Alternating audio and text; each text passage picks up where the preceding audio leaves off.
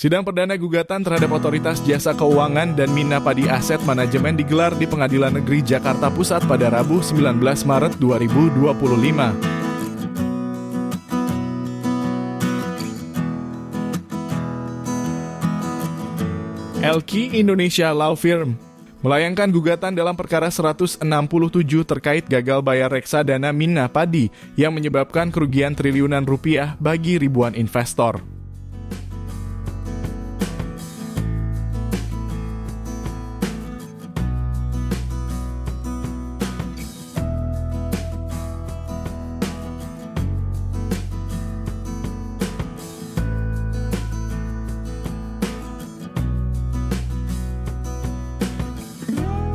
OJK dianggap lalai dalam menjalankan pengawasan sehingga gagal melindungi kepentingan para investor.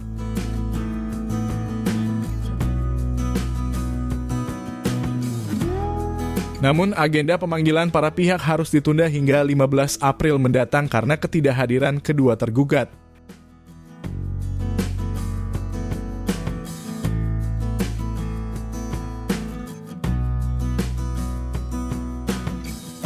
Absennya OJK dan Mina Padi dalam sidang perdana ini dinilai sebagai sikap yang tidak menghormati proses peradilan.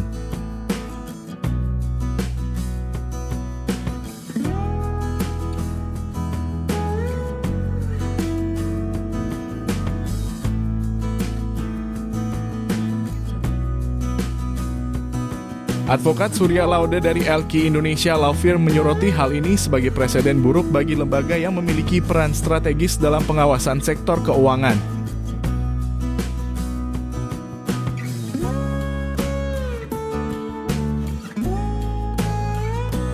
Menurutnya, institusi yang memiliki kewenangan dalam mengawasi sektor keuangan seharusnya menjadi contoh dalam kepatuhan hukum.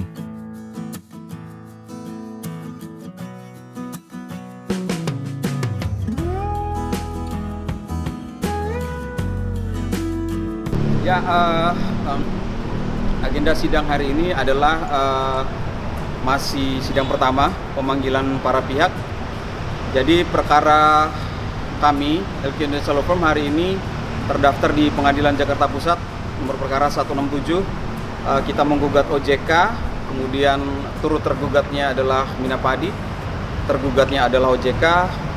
Namun pada hari ini, sidang hari ini tanggal 19 Maret 2025 ternyata OJK, Otoritas Jasa Keuangan selaku pihak tergugat, tidak hadir.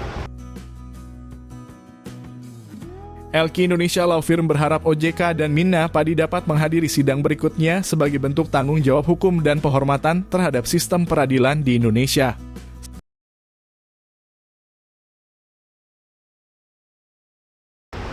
Meskipun sudah dipanggil. Jadi dari perkara ini saja bagaimana kita melihat OJK tidak punya etikat baik, menghormati pengadilan.